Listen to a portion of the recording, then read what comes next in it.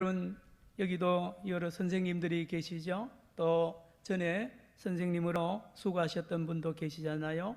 수업을 선생님이 한참 열을 올리고 수업을 한창 할 때 앉아있는 학생들이 움직인다든지 자꾸 옆에 사람하고 소근거리면 그 선생님이 아주 예민해집니다. 화를 내죠. 저도 또 우리 온 세계 목사님들이 설교하잖아요. 설교 시간에 누가 왔다 갔다 한다든지요, 또는 다른 소리를 내면 굉장히 당황스럽습니다. 예수님입니다. 예수님이 지금 성전에서 수많은 사람 앞에서 설교하고 있습니다. 열심히 설교하고 있습니다. 내용은 모릅니다만은 아마 용서하십시오. 여러분 70번씩 7번씩 용서하십시오라는, 서로 사랑하라는 설교를 했을 것 같습니다. 한참 설교하고 계시는데 갑자기 몇 사람들이요, 한 여자를 끌고 오는 겁니다. 한 여자를 끌고 오는데 그 여자의 모습이 머리가 다 헝클어졌고요, 끌고 오는데 머리채를 잡고 그 사람들이 이 여자를 질질 끌고 옵니다. 끌고 오다 보니까 온몸에 피투성이가 나고요, 매란이 없는 거예요. 형편이 없는 얼굴로 이 예수님 강단 앞에 탁 던져놓더니만 이제 이 사람들이 예수님에게 묻습니다. 선생님, 예수 선생님, 모세 선생님은 율법에 레위기 20장 10절, 신명기 22장 22절에 간음하다가 현장에 잡힌 여자를, 남자도 들어가 있습니다. 사실은 둘 다 죽여라고 기록되어 있는데 랍비들이 거기에다가 돌을 추가해서 돌로 쳐 죽여라고 이야기를 하는데, 말씀하는데 선생님은 어떻게 하겠습니까? 이 여자 간음하다가 현장에 잡힌 여자입니다. 증인들이 수없이 많습니다. 어떻게 할까요? 요한복음 8장 앞부분을 제가 지금 말씀을 드리고 있습니다.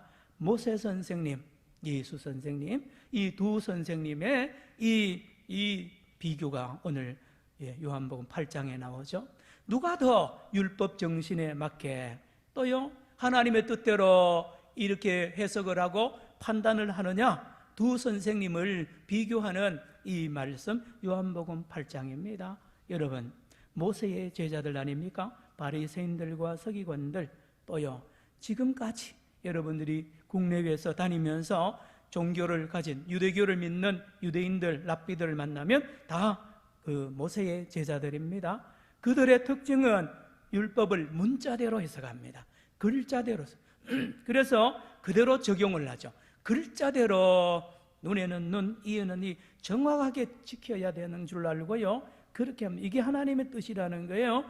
그래야 율법을 성취한다고 가르치는 이 무리들, 모세의 제자들 아닙니까? 자, 그런데 이 여자를 끌고 온 사람들 손을 가만히 보니까 모두 돌을 들고 있는 거예요. 돌을, 적지 않은 돌을 모두 손에 들고요, 눈빛을 보니까 살기가 등등합니다. 아니죠, 정의감, 불타는 정의감. 하나님의 법대로 해야 되고요, 죄를 지으면 안 됩니다. 말씀을 지켜야 됩니다. 여러 가지 정의감에 불타는 이 사람들, 손에 돌을 들고 이 여자를 질질 끌고 왔습니다. 인간 쓰레기 같은 여자는, 더러운 여자, 모세의 이름으로, 하나님의 이름으로, 율법의 이름으로 죽여야 된다고 흥분을 하는 이 무리들이 예수님 앞에 딱 여자를 던져놓고 예수님의 입을 쳐다봅니다. 자, 그런데 이 무리들이요, 여기 찾아온 이 주동하는 바리새인 서기관들은 이 여자를 그쪽에서 간음 현장에서 죽여도 되는데 왜 예수한테 끌고 하느냐? 이참에 우리 눈에 가시 같은 예수를 제거해야 되겠다는 거예요. 자기들의 가르침과 다른 거예요, 예수님의 가르침이. 그래서 예수도 제거하고 이 여자도 죽일 절호의 기회가 왔어요. 더 이상 다른 길이 없는 거예요. 뻔한 답이 있는 이 현장. 자, 그런데 예수님의 움직임이 이상합니다. 예수님의 가르치심이 다른 랍비들하고 전혀 다릅니다. 아무 말도 하지 아니하시고 혼자 땅에 엎드려서 글을 쓰세요. 글을 쓰니 그 모든 사람들이 집중할 거 아닙니까? 예수님의 그 글을 말이야, 예수님의 이 모습 하나에 집중을 하면서 순식간에 정막이 흐르는 거 아닙니까? 저는 나중에 천국 가서 예수님에게 질문할 게 몇 개 있는데요, 그 중에 하나가 예수님 그때 뭐라고 썼습니까? 묻고 싶어요. 여러분도 그렇잖아요. 비밀입니다. 뭘 썼는지는 몰라요. 모두 추측할 뿐인데요. 자, 예수님 뭔가를 열심히 쓰시는 그 신중한 모습, 그 무거운 모습, 그 무거운 모습을 천하보다 더 귀한 생명 하나를 돌로 그렇게 쉽게 죽이면 안 되잖아요. 그를 잠잠히 시키는, 흥분을 가라앉히시는 예수님의 모습.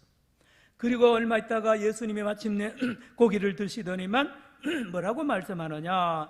너희들 중에 죄가 없는 사람이 먼저 돌을 쳐라. 이렇게 예수님이 한마디 하세요. 여러 말 하지 않습니다. 너희들 중에 죄가 없다고 믿는 사람은 앞에 나와서 너희들이 들고 있는 돌로 먼저 쳐라고 주님이 말씀하세요. 몇 마디 안 했습니다. 그런데 이 말씀이 그 주변의 모든 사람들의 심령에 화살처럼 꼽힙니다. 충격을 받는 거예요. 너희들 중에 죄 없는 사람, 저는 거기에 간음죄라고 합니다. 너희 돌던 사람들 중에 간음죄를 마음으로나 몸으로 짓지 않은 자가 있으면 한번 처벌하는 거예요. 그리고는 다시 예수님은 엎드려서 땅에 글씨를 씁니다. 열심히 글씨를 쓰는데 놀라운 일이 벌어집니다. 그 돌던 사람들, 아마 대부분이 남자들일 겁니다. 그들이 말입니다, 한 사람씩 한 사람씩 눈빛이 변합니다.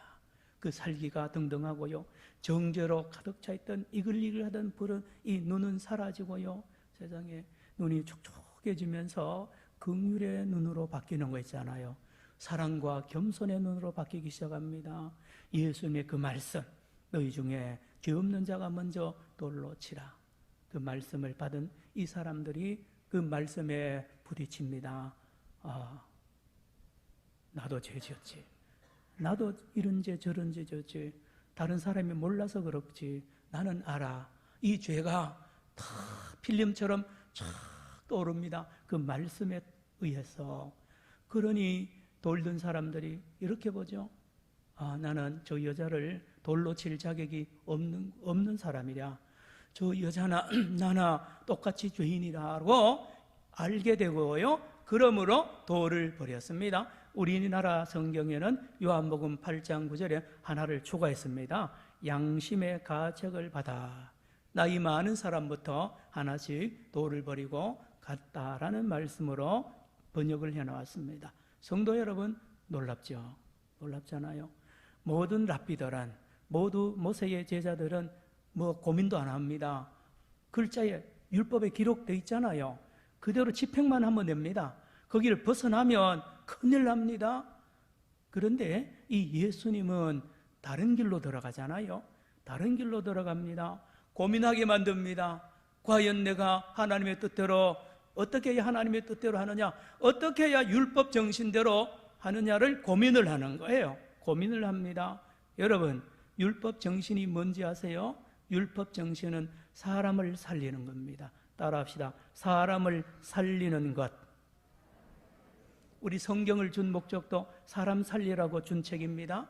모세가 받은 십계명도 목적이 사람 살리라고 준 율법입니다. 신명기 4장 1절, 8장 1절, 레위기 18장 5절 아주 많이 있습니다. 내가 너희들에게 율법을 줄 테니까 너희들은 사람을 살려라는 겁니다. 사람을 살려라는 이 율법책을 가지고 모세의 제자들은 오늘까지도 그 율법책을 가지고 사람을 살리는 일을 하지 못하고 사람을 정죄하거나 사람을 죽이는 일에 얼마나 대단한 실력들을 가지고 있습니다. 사람 못 살린다는 이야기예요.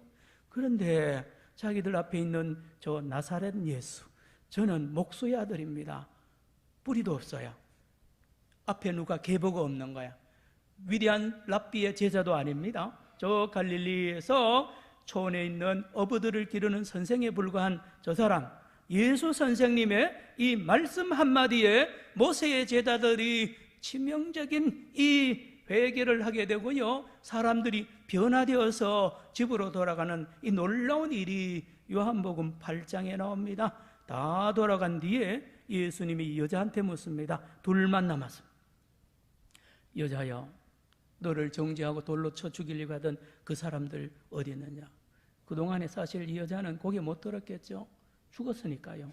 끝났잖아요. 그런데 고개를 이렇게 들어보니까요, 요즘 말하면 화장했는 거 있으면 막 얼굴이 얼마나 그렇게 했겠어요. 보니까 돌만 여기저기 있고요, 아무도 없는 거예요. 선생님, 아무도 없습니다. 이 말씀 여인이 할 때 예수 선생님 뭐라 그럽니까? 나도 너를 정죄하지 아니하노니 가서 다시는 죄를 짓지 말라. 이 말씀을 주시는 거예요.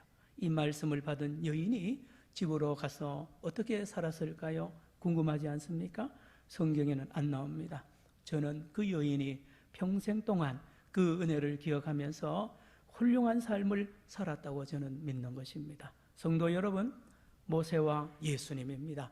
누가 율법 정신을, 누가 하나님의 뜻대로 가르쳤습니까? 모세입니까? 모세의 제자들입니까? 아니면 예수님과 예수님의 제자들일까요? 누가 진정한 율법 선생이냐 말입니다. 예수님이 진정 율법 정신을 살리고 율법을 제대로 해석하고 적용한 분이죠. 예수님이세요. 예수님, 사람을 살렸기 때문에 그렇습니다. 여기에 돌든 사람도 살렸잖아요. 그렇죠? 돌든 사람들도요, 평생 동안 어려서부터 배웠잖아요. 쉐마 이스라엘 날 때부터 성경을 달달달로 외웠는데 결론은 문자대로, 글자대로 외웁니다. 그러니 사람 못 살리고 사람 정죄하는 일만 평생 하다가 오늘 예수 선생님 말씀을 듣더니만 이 딱딱한 마음이 깨어지고요, 부들부들부들한 마음으로 바뀌어지면서 사람 보는 눈이 달라져요. 모두 다 자기 죄인이고 죽일 사람들을 알았는데 저 여자도 당연하죠. 그런데 예수님의 말씀에 깨어지고 나니까요, 그 여자가 나의 가까운 이웃인 거예요. 같은 죄인인 거예요. 그를 정죄할 자격이 없다는 걸 깨닫는 예수 선생님의 가르침, 이 말씀 한마디에 이 여자도 새 생명을 얻었지 않습니까? 여러분, 예수님의 이 말씀 한마디에 많은 사람도 살아나고요, 이 여자도 살리는 예수님 말입니다. 예수님. 똑같은 성경 말씀인데, 똑같은 율법책인데 예수님은 사람을 살리고요, 모세와 모세의 제자들은 사람들을 정죄하거나 죽입니다. 늘 이야기하죠. 의사 선생님 칼, 수술 칼이 있잖아요. 얼마나 잘 들까요? 그 수술 칼이 의사 선생님한테 지어지면 사람을 살리는 일에 쓰이고, 강도에게 지어지면 사람을 죽이는 일에 쓰이잖아요. 율법책이 같은데, 성경책이 같은데 어떤 사람은 사람을 살리고 어떤 사람은 그 성경 가지고 율법 가지고 사람을 죽이는 일에, 합리화하는 일에 쓰인다는 이 놀라운 아이러니가 있습니다. 여러분, 하나님이 율법을 주신 목적은 사람을 살리기 위함이라고 말씀드렸습니다. 사람을 살리는 것입니다. 그러나 예수님은 하나님의 율법으로, 하나님의 말씀으로 수많은 사람을 살렸다고 했습니다. 심지어 죄인들 다 살리잖아요. 신기합니다. 예수님의 말씀만 들으면 다 살아나요. 다 건강한 사람이 되고요, 다 희망이 넘치고요, 생명을 넘치게 받는 놀라운 일이 예수님의 가르침마다 일어나는 것, 복음서에 통해서 우리가 알 수 있잖아요. 늘 예를 듭니다. 그 삭개오 다 쓰레기 아닙니까? 여리고의 가장 악한 죄인이고요, 인간이요, 그런 인간이 없습니다. 모두 다 저 인간만 없으면 우리 여리고에 평화가 온다고, 죄인 중에 괴수로, 그래서 안 만납니다. 말도 안 겁니다. 삭개오 성전에 못 가게 막습니다. 세리는 성전 안으로 못 들어가는 죄인이기 때문에. 그런데 예수 선생님은 그 삭개오를 찾아가잖아요. 그리고 뭐를 가르치는지 모릅니다. 이것도 또 천국 가서 예수님께 질문하고 싶어요. 선생님, 예수님, 그때 삭개오 집에 가서 무슨 설교하셨습니까? 설교자로서 궁금합니다. 모릅니다. 뭘 가르치는지. 그런데 말입니다, 이 삭개오가 예수님의 그 가르침을 받더니만 완전히 달라집니다. 돈밖에 모르고요, 자기밖에 모르던 이 삭개오가 박살이 나면서 돈을 다 내놓잖아요. 그리고 이웃을 위하여 자기를 헌신하는 삭개오로 누가 그렇게 만들었습니까? 예수님이요. 뭘 가지고 그렇게 했습니까? 말씀으로 이 사람을 새롭게 살려내신 예수님. 우물가 여인 마찬가지죠. 사마리아에서 제일 못 쓰는 여자라고 했지만 예수님은 그 사마리아 여자와 말씀을 나누면서 그 여인을 위대한 여인으로 변화시키는 말씀이 요한복음 4장에 나오잖아요. 요한복음 오늘 본문은 6장이요. 9장으로 넘어가면 또 기가 막힌 말씀으로 이 예수님이 날 때부터 소경된 사람을 치료하죠. 눈을 뜨게 만듭니다. 온 세상 사람들이 저 사람이 날 때부터 소경된 거는 엄마 뱃속에서 죄지었다는 거예요. 그래서 하나님이 저주해서 눈을 못 보게 했다고 모두 다 랍비들도 위에 모세의 제자들도 그랬습니다. 아니면 그 부모님들이 죄를 지어서 그 벌을 죄 없는 애에게 하나님이 벌을 내리셨다고 진리로 믿고 있었습니다. 그때에 예수 선생님이 와서 아니라는 거예요. 이 사람의 죄도 아니고 부모의 죄도 아니고 하나님의 영광, 하나님이 하시는 일을 나타내고자 함이라 라고 말씀하시면서 여러분 그 소경을 진흙을 이겨서 바르고 실로만 가서 씻으면서 낫게 하시는 예수님. 오늘 45절 같이 읽을까요?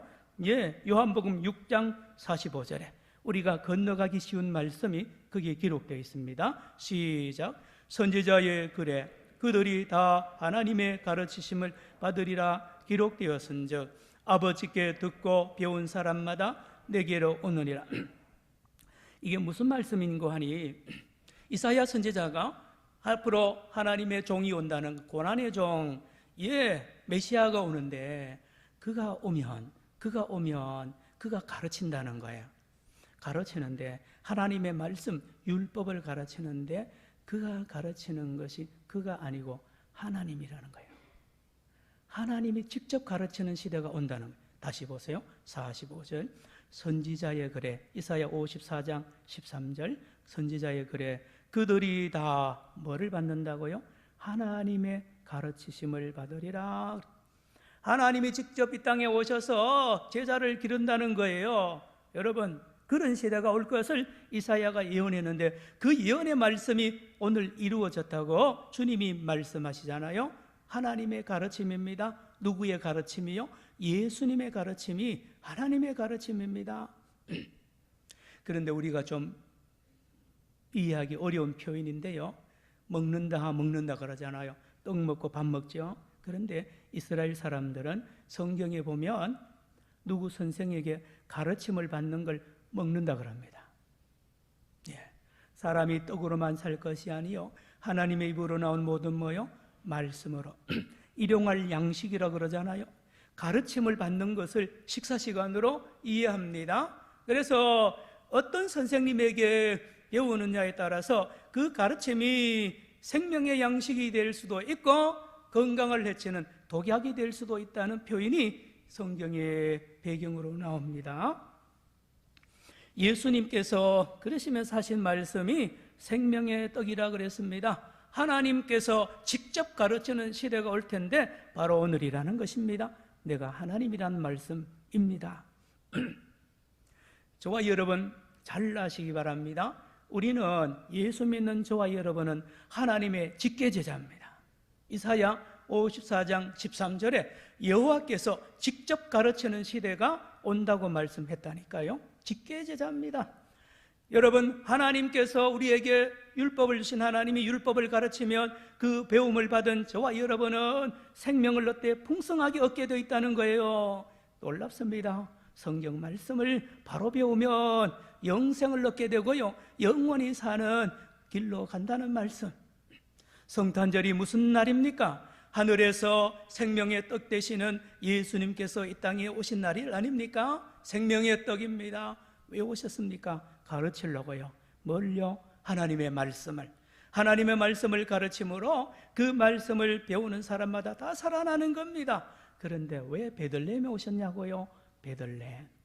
우리는 그냥 베들레헴인 줄 아는데요 동네 이름입니다. 그런데 그 말의 뜻을 알아야 됩니다. 베이틀레헴. 베이트는 집이란 뜻입니다. 또는 신전이 됩니다. 레헴, 빵입니다. 떡입니다. 다시요. 베들레헴은 떡집입니다. 떡집. 예수님이 그 많은 마을 중에 하필이면 베들레헴에 오신 것은 다윗의 고향이기도 하지만 바로 그 베들레헴의 동네 자체 이름이 떡집이란 뜻입니다. 무슨 떡입니까? 영생하는 떡으로 이 땅에 주님이 오셨다는 말씀. 다시요. 예수님이 땅에 와서 말씀을 가르침으로 사람을 살리기 위하여 이 땅에 오신 그 예수님이기 때문에 베들레헴 떡집에 죽지 아니하는 떡, 영원히 사는 떡으로 이 땅에 오셨기 때문에 베들레헴에 오셨습니다. 베들레헴. 오늘 47절, 48절 같이 본문을 47, 48 같이 읽습니다. 같이요. 시작. 진실로 진실로 너희에게 이르노니 믿는 자는 영생을 가졌나니 내가 곧 뭐라고요? 생명의 예수님 자체가 생명의 떡이라고 말합니다. 예수님 자체가. 여러분, 예수님을 먹는다는 표현을 많이 하죠. 목사님, 예수를 어떻게 먹습니까? 그 말이 아닙니다. 예수님의 가르침을 받는 것을 예수님을 먹는다라고 표현을 한다니까요. 어떻게 지금 예수님 안 계시는데요. 목사님, 지금 예수님 어디 계세요? 그런데 놀라운 소식을 전합니다. 예수님은 지금도 저와 여러분이 들고 있는 성경 말씀 안에 성령으로 역사하고 가르치고 계심을 믿으시기를 축원합니다. 예수님. 여러분, 성경을 펼 때 그 말씀 안에서 예수님이 지금도 살아서 우리에게 말을 걸어와요. 신기한 책입니다. 성경책. 읽어본 페이지마다 절절마다 읽을 때마다 내 이름 부르고요. 깨닫느냐. 그래서 우리가 읽을 때마다 찔림을 받고요. 깨달을 때 아멘, 아멘 하고요. 지금도 저와 여러분은 예수님에게 직접 성경 읽을 때마다, 성경을 암송할 때마다, 설교 들을 때마다, 묵상할 때마다 예수님의 가르침을 받는 생명의 양식을 먹는 시간이 성경을 읽고 듣고 설교 듣고 묵상하는 시간이랄까요? 복음입니다. 복음요. 생명의 떡 예수님은 오늘 어디에 계십니까? 오늘도 베들레헴에서 계시죠. 베들레헴이 어디라고요? 하나님의 말씀이 베들레헴입니다. 하나님의 말씀, 성경이라니까요. 그러나 조심하셔야 됩니다. 잘못 읽으면, 성경을 잘못 배우면 문자대로, 글자대로 사람들에게, 자기에게 적용을 하면 놀랍게도 자기도 죽고 사람도 죽입니다. 그래서 예수 잘못 믿는 사람은요, 무섭습니다. 잔인합니다. 그리고 자기는 몰라요. 그 죄인질도 모르고요. 저 사람이 얼마나 아픈지 몰라요. 그런데 하나님의 이름으로, 성경의 이름으로 하는데요, 문자대로, 글자대로 하는 것은 예수의 제자가 아닙니다. 예수님의 제자는 성경을 읽을 때 영으로 읽어야 됩니다. 따라합시다. 성령으로 읽어야 됩니다. 여러분, 성경 읽을 때마다 반드시 기도하십시오. 하나님, 성령님, 오늘 제가 성경 읽을 때 성령께서 감동을 주시고 이 말씀을 깨닫게 해주십시오. 고린도후서 3장 6절에 의무는 죽이는 것이라 그랬습니다. 성경으로 기록되어 있네. 요 성경 가지고요, 누구 아들, 딸, 부인, 남편 정죄할 때 쓰면 안 됩니다. 그는 모세의 제자입니다. 예수님의 제자는 영으로 읽어야 됩니다. 그래서 고린도후서 3장 6절 뒷부분에 영은 살리는 것이라 그랬습니다. 요한복음 6장 63절에 살리는 것은 영이니 육은 무익하니라. 내가 이른 말은 영이요 생명이라 그랬습니다. 성도 여러분, 이 성탄절에 우리가 성탄을 기다리면서 무엇을 찾고 있습니까? 생명의 떡을 저와 여러분 먹고 있느냐 말입니다. 베들레헴에 오신 예수님, 말구에 오신 예수님 뭐라고? 나를 먹으라는 겁니다. 나를 먹고 사람을 살려라는 겁니다. 온 세계 사람을 살려, 예루살렘 사람도 살리고 유대 사람도 살리고 땅끝까지 이르러 사람을 살리라는 겁니다. 예수를 가지고, 생명의 떡을 가지고 온 세상을 살리라는 이 위대한 사명이 주어지는 날이 성탄절입니다. 이 성탄절에 주인공이 저와 여러분 되기를 축원합니다. 기도합시다. 하나님 아버지, 오늘도 말씀을 들고 예수 생명을 가지고 온 세상, 우리 가정, 우리 교회 모든 사람, 만나는 사람마다 살리는 예수님의 제자들 다 되게 하여 주옵소서. 예수님의 이름으로 기도드리옵나이다. 아멘. 120장 오 베들레헴 작은 걸 찬송하며